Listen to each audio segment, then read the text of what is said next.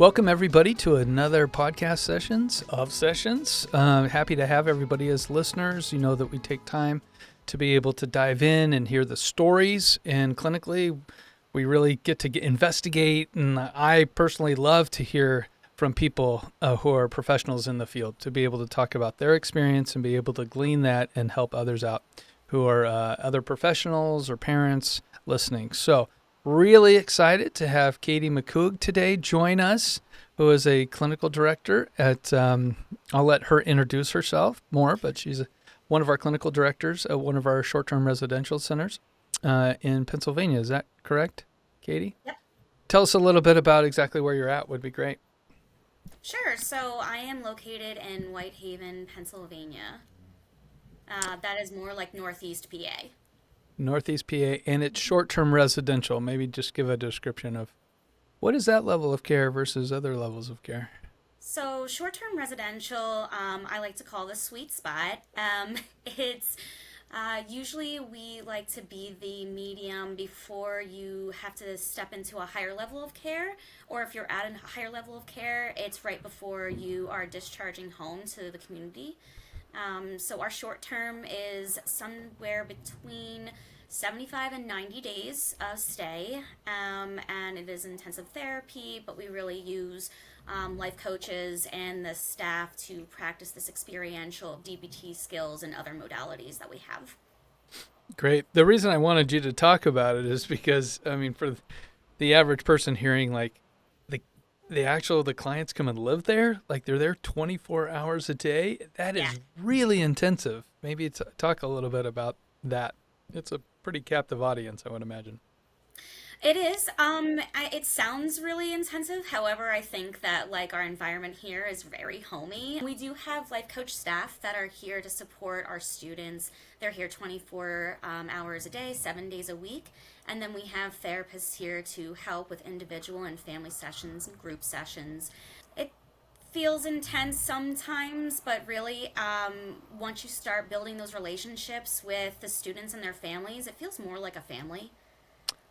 Yeah, I appreciate you saying that. I love that family aspect. It's homey, and some of the realities is that because some of the behaviors and the emotionalness is somewhat intense and acute, especially the behaviors might exceed being able to keep them safe at home, and so they actually need to be able to have that environment, that immersion into that environment. And I guess the reason I like to talk about this and bring that up is there's lots of therapists like yourself who it can be a very daunting, I should say. It's incredibly rewarding, I imagine, but it's a lot. It's a lot all the time. It's not like you see them for an hour and then they go home. Yeah, correct. I really feel like residential is its own entity. It's not like outpatient at all. I mean, there are intensive outpatient, right, and PHPs, but every time you walk into work, your students are here. You're living and growing with them. So it can be pretty intense sometimes, especially if one student is really struggling one day for any reason. It can set off another student, or we can just be rallying around them like a community to help support them as well. And plus, you're doing individual sessions, you're doing family sessions, you're doing group sessions. I know they go to school there, they do a bunch of things. And the reason I wanted to mention it is because our topic today is really talking about clinical resiliency. And talking about that's important because, as you can imagine, there's a lot of therapists who, and we'll talk about this word a little bit, but use the term burnout. Yeah. I'm burnout. I know I'm sure you've had some experiences with that. So let's go ahead and climb in. Thanks for setting the stage, Katie. I really appreciate it, knowing that you're certainly an expert in understanding high caseloads, intensive, being a therapist with intensive students, and wonderfully, we have very involved parents. Yes. So that becomes can be a stressor in its own. Right. So if we can, let's clinical resiliency. We talk about this term resiliency is kind of out in the world.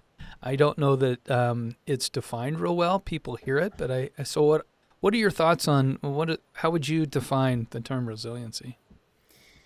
It's interesting that you asked me to define it in the midst of researching what resiliency really is based on all of these different studies that have already been conducted for multiple years. And each person has their own definition of what resiliency is. I find resiliency is the ability to respond to your environment, or simply put, like, the bouncing back part of it. So you have a situation, and what's your ability to kind of think about, respond, and then be able to function through it. Oh, I like that definition. I appreciate that. So just building on that, I would agree with you, Katie, that there's been lots of research. Some of the research based that I've done in looking at, I love this definition that they talk about resiliency. If you imagine it as this sort of cycle, that if we move from a place, a baseline of positive affect, that we can rely on that baseline as our baseline. And then as we experience negative affect, we actually circle through that, and yet we don't stay there. And then we can go ride that through and experience it, and it doesn't necessarily decompensate us or dysregulate us to the point where, we're disabled in some sort of way or it's affecting our daily lives. And then we circle full back and return back to that positive baseline of affect.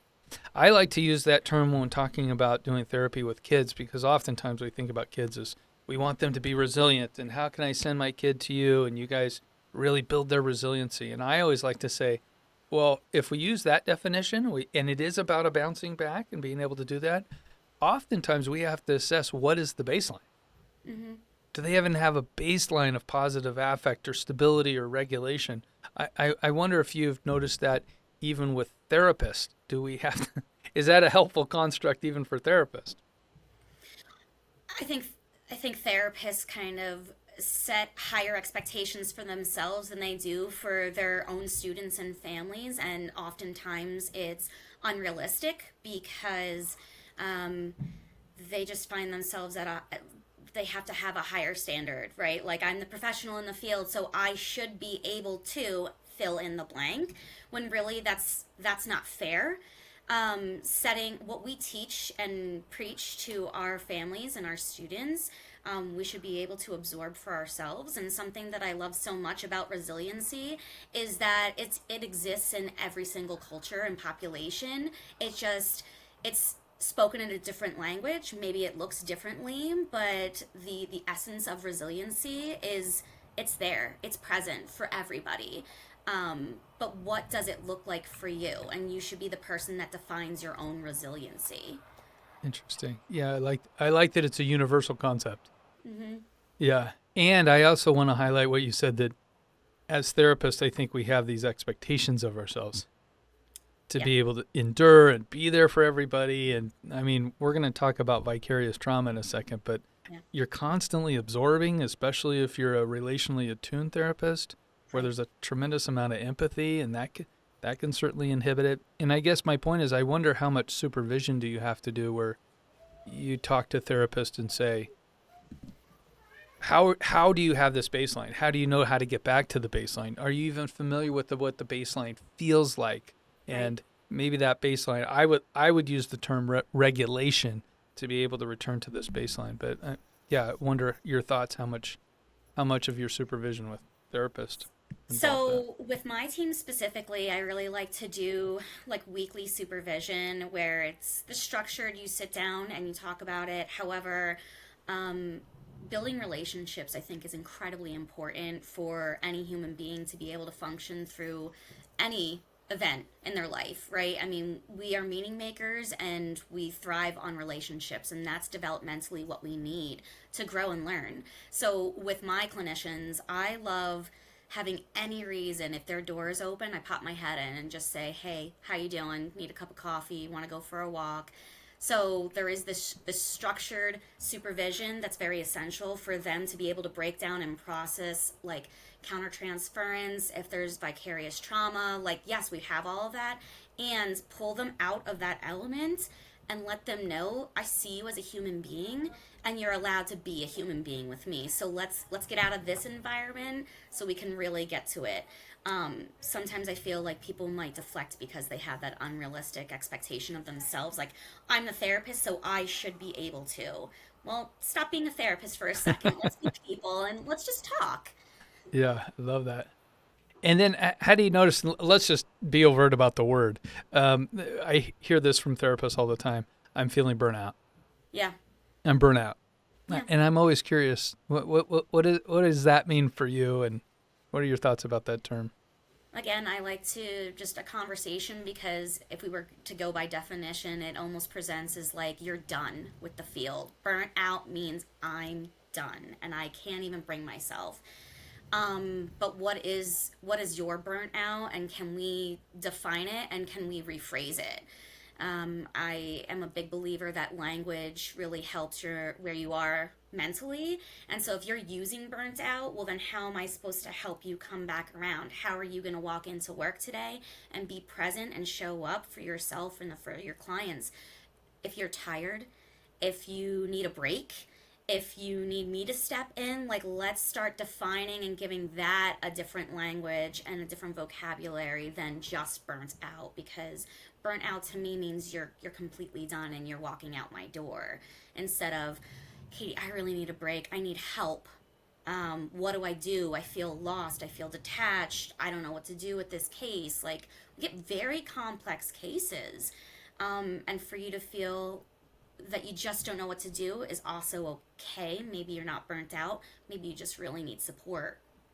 Well, it seems like I really value that you're using the term burnout. Like, I'm picturing this piece of wood that literally is burnt up and it's got no life left in it. And you said, I'm done. And it's interesting how not just therapists, but I think as people in general, when they're feeling this burnout, we have these interesting patterns to kind of make the burnout worse.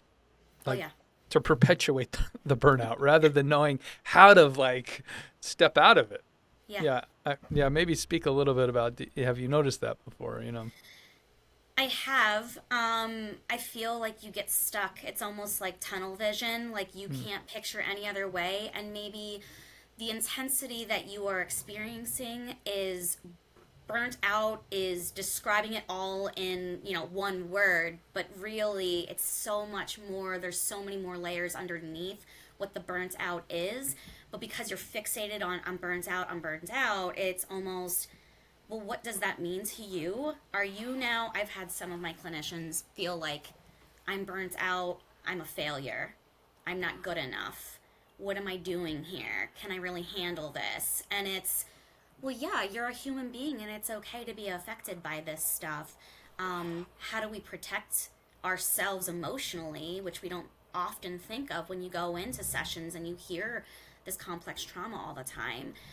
So again, like, supervision is really, really important. And sometimes it's your supervisor that has to pull you out of it because you get stuck, which is very normal. You do get stuck. Yeah, we've certainly noticed that. People get stuck, and I use the term they perpetuate it. They kind of just stay in this burnout mode. Oftentimes, we notice that there's this interesting projection of resentment. Like, my caseload's too high, or it's the company, or the expectations, or it's the parents, or it's the clients are too acute and too demanding, and it just becomes this. I would always say that that's a good indicator that you're headed towards being overwhelmed or overstressed. Personally, I'm with you, Katie. I think you're saying this. I don't like the term burnout because it does mean there's some finality to it. Like, I've burned up all my fuel and nothing's left.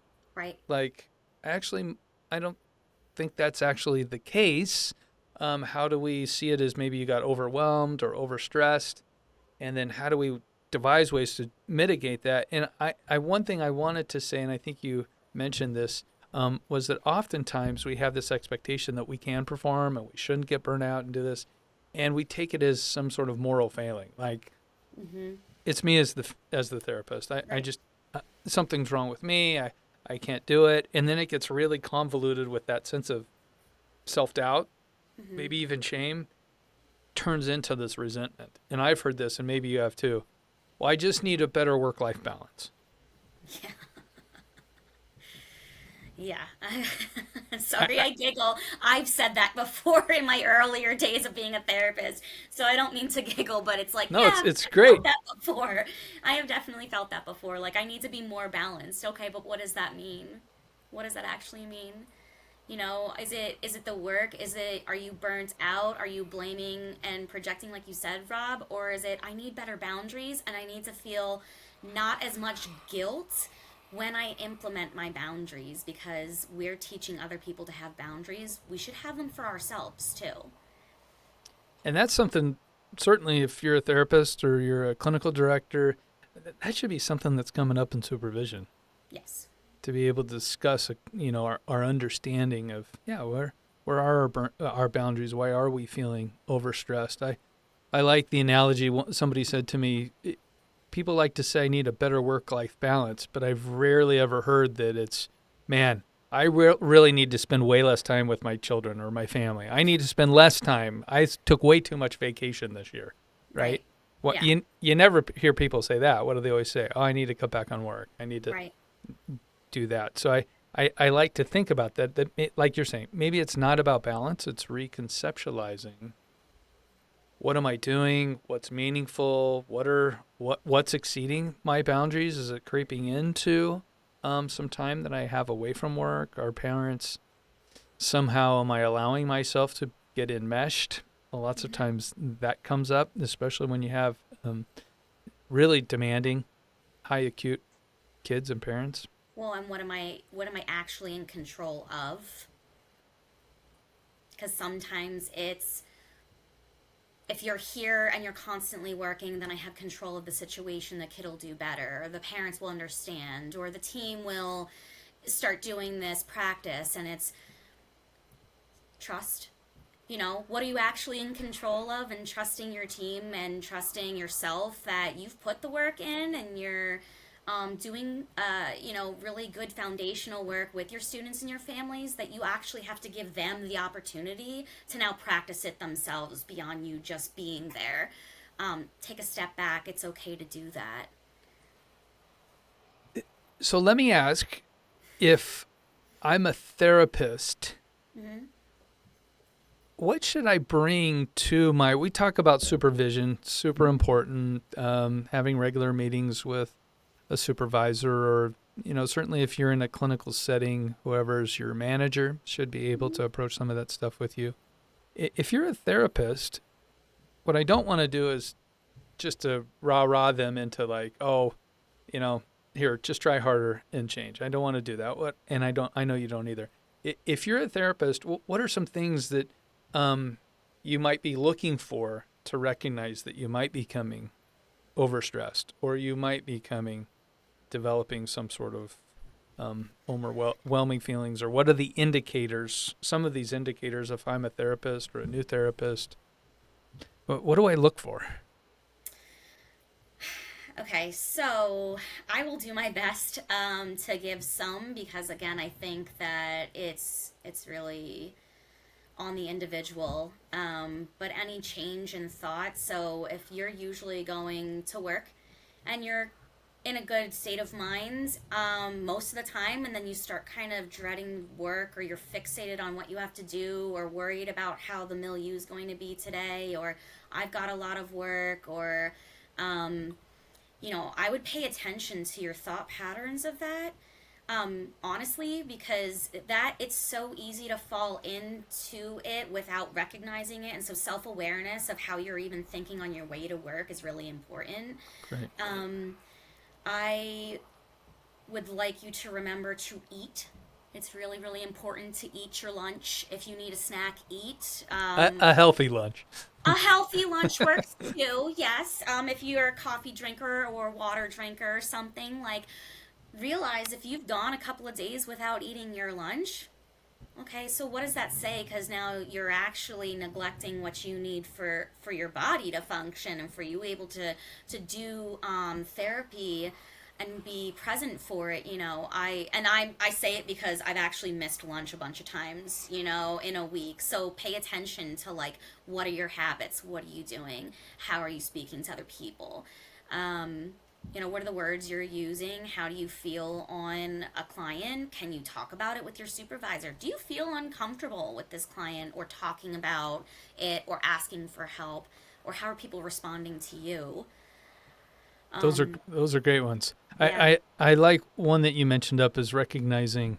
Um, I always use some Carl Rogers type of mindset. If I'm shifting out of unconditional positive regard for people, and I notice that I'm getting a little bit short, or I'm having inaccurate expectations, or this is coming up. For me, I always like to tell therapists, wow, if that's happening for you, boy, we need to talk about, because that's one of the stepping stones, the gateway into this term that you're going to use on burnout. Yep. Or if I'm leaving work and I'm slightly resentful, Mm-hmm. like feeling like, oh, that darn paperwork is just, I know documentation isn't fun, Right. but when it's just like I'm Mm-hmm. behind and I'm procrastinating and I'm not staying on top of it, that's just part of the job. Right. Oftentimes that's something too that's you're gonna use the burnout word or have that Yep. mindset. Yeah, Yeah, absolutely. great, Katie. Those are good ones. I appreciate that. So you talked about relationship. I'd like to bring up. We'll talk a little bit about flow state, but in your mind, how does a therapist mitigate and see that this is reward? How do I have more investment than I do withdraw in my clinical practice? Recognizing progress, um, no matter how big or small, and who the progress is, where it's coming from. I think it's those little wins in life that really keep you going, and you have more little wins than grand ones, right? But recognize the progress. Um, and understanding that if you've worked with a family or a client, and or you're working on yourself and you've been making all this progress and then all of a sudden you stop, well, is it plateauing or is it stabilization? And really think about that, because plateauing could give like a negative thought to it, and stabilization is, well, you're finally not in that negative behavior pattern anymore, regardless of who that is. So recognizing that any progress can be good progress. I'm going to ask a little bit of a provocative question because I'm going to reflect the work of Scott D. Miller, Dr. Miller, and his group. Is that how does a therapist and a supervisor, how do they actually know that they're making progress? Is it the same? What's the same? What What do you has mean by? changed? Okay, good. So Yeah. I I, I like to use data with my clinicians because they are a little bit more black and white thinkers. And if they listen to this, I love you guys. But they are, so they really respond more to like data. And so any movement in our data, if it's moving forward or if it's not moving backwards, but it's been the same for a couple of weeks, then let's bring that out. And any change that is moving forward for the client or the families is helpful. So maybe define. I love that you're using the term data. If if I'm just a clinician, I'm doing a standard practice, and I'm not gathering a bunch of data. Sure. What are mechanisms that you use when you use the term data? What are you really referring to? So there's data that I like to use for progress with my clinicians, specifically for like their job roles. So I do like chart audits, and what if we're really struggling to get our notes done on time because maybe we are feeling overwhelmed, and I do weekly chart audits with them, and I can actually point out like, okay, last week maybe you were only 89% on time, but this week you're doing 98%. So let's talk about the things that worked for you. When it comes to client data, that we have a lot of surveys that go out that the clients and the families actually answer, and it's their perception of how they're doing and with their symptoms and functioning in their family, at school, in their community. And so it'll give us a number, and it's the movement of the number. So do you want me to get into details of each one? Like, some numbers you want to be high, and some numbers you're doing golf, you want them to be low. And so when these specific surveys are showing us like, well, this is where the client's coming in at their baseline, and then what's the movement happening after they've been with us for a little bit. So that's the type of data that we collect. Yeah, I appreciate that. And just giving some specificity to it is for an example, is you would administer a depression inventory, or you would do an anxiety, and these are validated instruments, be it the PHQ-9 or the GAD-7, or even a measurement of well-being like the WHO-5.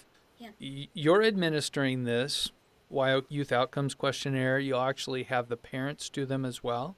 Yes.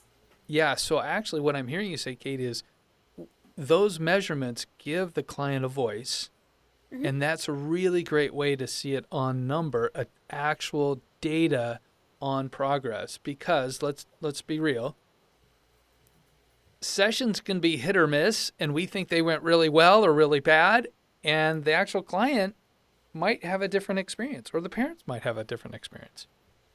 What I love so much also about the surveys that we use is very often we have people come to our program that they feel a certain way and they don't know how to put it into words. And so how do you then find a baseline? How do you then know what we're going to work on? How do we know what the dysfunction of the family is, and how to help like healthier attachments and relationships with mom or dad, or whoever the caregiver is, and you don't know how to communicate it because maybe you never learned it, which, okay, that happens. So this survey actually gives us a really great picture of, oh, so with a PHQ-9, which is your depression survey, this person might have an elevated number 9, which is like suicidal ideation is fleeting, or it's there, it's very present. But you don't know how to tell anybody because you just never learned it. Maybe you just felt so awful that like you're blocking the ability to even understand and absorb what you were learning in the past. So it gives us a really good picture of understanding like maybe where they're at.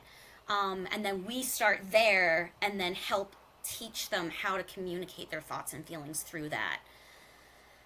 I'm really smiling because it's such a beautiful thing that I don't think most people think it's counterintuitive. Like actually using objective data will actually help to reduce this term burnout. Like it's actually objective. It takes some of the subjective, am I doing good? Am I not? I mean, it is just really amazing that we actually can use that objectiveness to weave in to increase resiliency, because now we can see it more objectively. That's Katie, really, I love that we got into actually, wow, using data. And we actually, there's actually a therapeutic alliance scale that's used too. Yes. Maybe talk a little bit about that. Why would that help therapists? So the Therapeutic Alliance scale, we have students fill out their own survey, and we have each caregiver involved fill out their own survey from their perception. And it also helps kind of tell the story.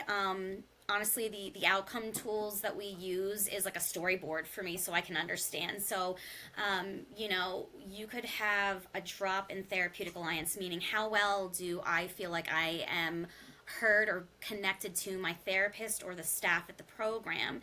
And if there's a dip after it's been pretty great, to me, I like to look at that and talk about it, because the therapists often think, my gosh, what am I doing wrong? They don't like me. And, well, when did you have your family session? Because I'm looking at these other tools, and did you hit a button that maybe they haven't uncovered that topic before? Because that could be like, that's the nicest way to say it. The family could feel like, well, I don't like this therapist, and then they do a drop in it, but maybe you're actually on to something. So you don't actually want the Therapeutic Alliance score to be high all the time, because then we're not really doing our job. We need to push the envelope and help them discover what the core issues are in order for actual healing to happen. We don't want to mask it, no band-aids.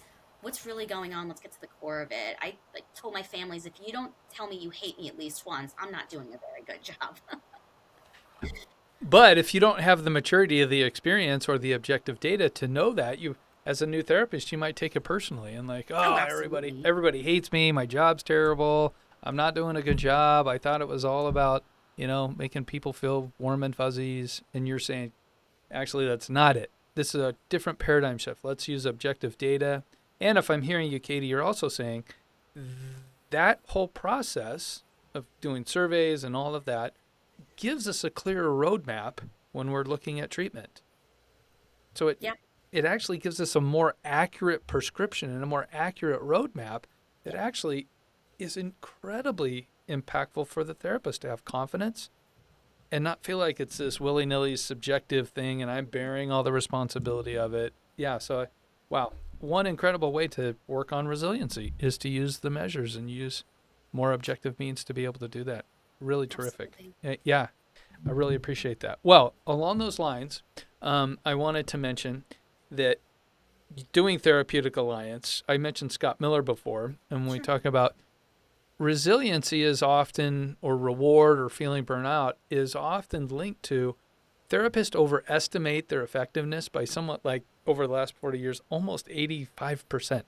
We overestimate our effectiveness. And at the end of the day, it really is about looking at patient outcomes, long-term outcomes. Right. And Scott Miller's work and his colleagues in particular, all of their research indicated that the Therapeutic Alliance was the greatest percentage and greatest variance for actually affecting that change. It wasn't specific to, I think the modality and the intervention was less than 1% of the variance of change. So I'm just pushing on the fact that knowing the numbers but really examining the relationship has the greatest impact, not only in client outcomes, but I would imagine for the therapist's sense of success and competence as well. Yeah, I agree. It's funny because we use modalities. I find a lot of our families ask us, the modalities that we use here at the program, and I understand why, because to them it's like a comfort of trying to understand what's going to help their child. And the modalities are important, right? We want to teach these skills, but you can't learn skills from somebody you don't trust. You're not really going to learn it. You're not going to absorb it. You may not even listen to it. So why would you want to work with somebody, become vulnerable, and start really digging through all of this stuff if you don't trust the person in front of you? So it really is relationship-based, and we get to use all these other tools as well. I really value that. Yeah, thank you. Well, let's talk a little bit. We talked about ways to mitigate it. I would just like to touch on a few things. When we talk about being a therapist, I always like to ask the question, as a therapist, one of the greatest ways to prevent this burnout or this sense of resentment is what's filling your well or what's rewarding to you. I don't know how you approach that with your team, but I always like to, maybe your thoughts on that, Katie, is how do you know your clinicians or what's rewarding for them? Well, knowing your what or your why, depending on what theory you're coming from, but like what brought you into this field in the first place and how are you working towards this goal, I think is really important. So knowing if it's fulfilling or not, any progress at all that's going towards your what, I think brings them back. So knowing your what is really important. Knowing your what, knowing your why. I have found, and maybe you too, is that somehow people get into this field thinking that it's this altruistic life that I'm going to leave of just giving, where I notice those are the people who usually have nothing left to give very quickly, right? Like the well becomes empty pretty quick. And I'm always like, no, let's change the framework. You need to be simultaneously growing and experiencing that growth, like you mentioned before, in progress, as well as your clients. Right. Boom. And so I don't know. I always like to bring up this term. I'm not sure how familiar you are with flow state. Are you familiar with flow state? So flow state has been a long time studied. It's this, and I'll give you the 3 criteria, but flow state is something that when you're doing it, there's 3 criteria. That there's a time transformation. You kind of forget about time. Time disappears when you're doing a certain activity. The next one is that you're appropriately challenged. Your skill set is appropriately challenged, where you're not overly challenged or you're not under challenged. Mm-hmm. And then the final one is called unambiguous feedback. So I always like to bring up for anybody, say, "Guy, what's an activity that you do that gets you into that flow state?" Can you think of one for you, Katie? I know I've talked to a lot of people that, like, my son's a rock climber. He's like, "Dad, I love rock climbing. And we talk about it actually gets him into the flow state. Time disappears. He gets immediate feedback, doesn't he? Like you make a wrong hold, you immediately get the feedback, which is great. And he's appropriately challenged. He actually doesn't do the climbing that exceeds his ability, or else he would get frustrated with the activity. So I don't know if there's something for you that gets you into that flow state. Well, I really hope you believe me when I say residential, being here. Yeah, I that's like great. to tell my kids, the clients here, sorry, but when they come, it's family. Time does kind of disappear. You get really sucked into the environment and what you're doing and the why you're doing it. And I told them that I haven't worked a day in my life, so it's my flow state is being here. Yeah, and so now I like to put a label to it, and I love that you're saying it's actually being in this therapeutic environment is that flow state for you. That actually you don't leave and say, "Gosh, I worked too many hours today." Like I'm just resentful that I worked so many hours. It's not about that. The time actually disappears, and you're appropriately challenged, right? Oh yeah. Like Some days more than others, sir. some days more than others, certainly. But and then you're constantly getting feedback from the clients Yes. and the therapist, and it's 100%. unambiguous. Yep. It is so clear. So I like to bring that up. So now we have a construct, especially for those people listening who might be clinical directors or therapists or professionals, to be able to recognize that. I always like to say, to bring it up in supervision, that a therapist should be doing therapy that they actually enter into this flow state. Because flow state, as you know, as we defined it, you're saying, I don't really count it as work. I count it as an integrated part of myself. Yes. And you're not dividing it out. And that's ideally what we would want for our therapist, to be able to recognize and identify, wow, I'm actually in this flow state where it's rewarding for me and I have appropriate challenges. I meet the criteria, and I'm grateful for it rather than resentful for it. Absolutely. Once you start becoming resentful, then I think we're starting to walk down that path of we're very overtired and using the burnout term. Yeah. And not that you're going to be in flow all the time. That doesn't happen. It's not flow all the time, but a little bit of flow. Because I'm amazed at how many people, even from a clinician's, you ask them about flow, and there is no flow. They can't identify it. And then the reason I wanted to bring up, that's a huge red flag. Right. If there's no recognition or awareness of entering in and meeting this criteria of flow state, I can guarantee you, how long are they going to last? Right. They aren't going to last. So thanks for letting me bring that up. I really appreciate it. I think that's one of those things that I want to make sure that we give some resources to therapists and clinical directors to recognize, gosh, am I getting burnout? What should it feel like? How should it be rewarding? I think that's important. Well, Katie, thanks about that. So let's shift gears just a little bit. Now that we're talking about flow state, and you've done so well to articulate, hey, some things to be aware of and all that, let's dive into vicarious trauma, because this is one that, as in the helping profession, especially one like ours, we knew it going into it, didn't we? Yes. It wasn't like some surprise that, like, I'm going to listen to people's troubles and their trauma and all of this. So maybe talk a little bit about, Katie, how you like to conceptualize vicarious trauma and how that shows up with your clinicians and with your practice. I think, sometimes it's completely evident to a person and they really feel it. They take it home with them. It's in thoughts. You're trying to cook dinner and you're already thinking about maybe the things that you've heard today, and it's really affecting you and you're not functioning as you used to. And sometimes I think that it's not. I think that vicarious trauma can be something that happens over time that you don't actually recognize that you're experiencing until you have someone from the outside say, "Are you okay? Because you don't seem yourself lately," or whatever that looks like for you. And so I think it's important for people to recognize that. I mean, to me, of course, I broke it into like two things very simply, but sometimes you really feel it, and it's in your face and you can't avoid it, and you're, oh my gosh, I don't know if I can work with this case because I'm having countertransference. And sometimes it's, I've been working with maybe a specific population for so long that I'm not recognizing that I'm now becoming reactive to my clients instead of responding to them and treating everybody as though this is the population, whether it's colleagues, it's clients, it's outside people, you're at the grocery store. So vicarious trauma to me is, it can be sneaky.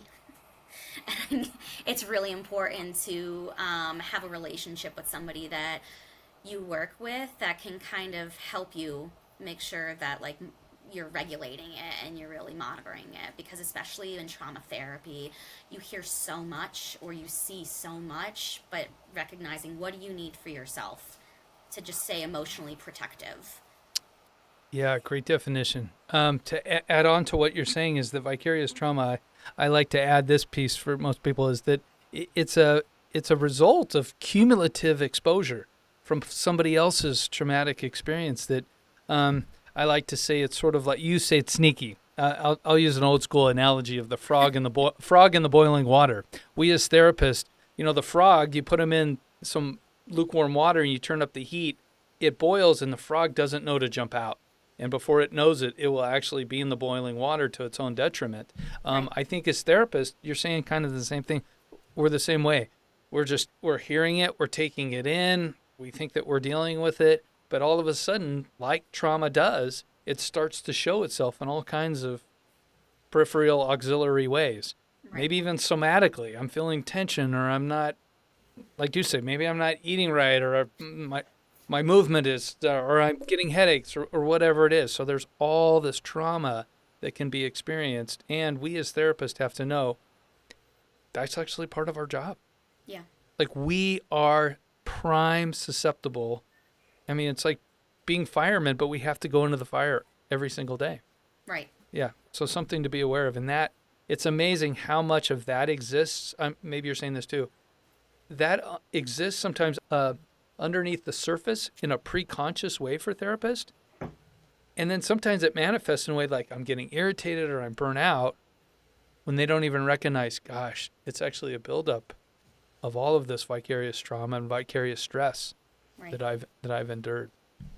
Yeah. So I really appreciate talking about it, because I think it's important that it's oftentimes burnout is a cumulative effect of a bunch of different things. Absolutely. And And then I don't, yeah. I'm sorry, I was just going to say, I don't feel like anybody is truly immune to it either. So I've got to say, like, when I was, entering this field about 17 years ago, I definitely went in with, like, nope, I'm fine. Like, it's not going to affect me. And yeah, no, it really does. So don't think that anyone is immune to it. There's no special thing to stay. You're going to be affected, especially when you put your heart into something and you're in your flow state. You're going to get affected by it, and it's okay. But like, how do you take care of yourself? That's a really important question to constantly evaluate. So maybe we can give, as we close, Katie, this has been so helpful to talk about. Maybe we can give some specific things. I always like to tell even clinical directors or anybody in the field, boy, mentorship is really key. Mentorship Absolutely. is a primary thing. What are some other things you would say are real specific things to do in the field? I mean, I feel like I've said this a couple of times, and I'll just keep saying it because it's part of my practice of who I am as a social worker, but relationships are incredibly important to me. So having great supervision, very intentional about it, having strong relationships with people that you have someone to go and talk to, and be able to share that with. Therapists, I am a big believer that therapists should have therapists. Because who else can you say all of this to and really lay it all out on the line and feel that protection and that comfort and the openness and the space to do it? Having boundaries, knowing them, and trying to feel minimal guilt when you implement your boundaries. At least I speak for myself. Sometimes I feel guilty when I say, no, I can't do this right now because it's a boundary for me that I need a break. but understanding that it's important for me to take it, or I won't be able to show up the best way that I can show up usually. And I can't support you enough to say structure and boundaries is necessary to actually have accurate empathy. This isn't a process. Therapy is so much integrated on empathy, and with being burnout, with having vicarious trauma, those are things that erode our empathy, and then we can get enmeshed and start to feel so. Right. I love that, Katie, you're saying, no, you got to have structure, you got to have some boundaries, and get some relationships that support that. Right. And I'm saying get into a mentorship or a supervisory relationship, or get with a therapist if you know this, to help monitor it. Because if you don't monitor it, it often grows like a weed, and then before you know it, you don't want to be in the profession anymore, or else you're trying to figure out how to get a better work-life balance, and then it kind of spins out, and the burnout just never goes away. Right. And then how many times I've seen therapists take vacations, and this is going to heal my burnout, and actually they come back, and about 3 days later, right back. Yep. Right back to it, and the vacation magically didn't do anything, rather than here, do all these other things. It's a constant process. Yeah. Katie, this has been so incredible. Thank you so much. Any final words in regards to this clinical resiliency we've been talking about? It's been so helpful today. It's okay to not be okay, as long as you go help for it. Really, really well said. Appreciate that, Katie. Everybody, thank you. Thank you so much for your time. This is such an important topic, especially with all that's going on in the world, the levels of anxiety and depression, and we know that there's conflict happening everywhere. I mean, who's not feeling a little bit overwhelmed and can certainly feel some burnout? So those have been super incredibly helpful tips. Appreciate so much your time, Katie, and thank you for all the listeners. Thank you for listening to Sessions, and doing that. Please access these podcasts wherever you access podcasts are great. So look forward to seeing everybody next time. Bye-bye.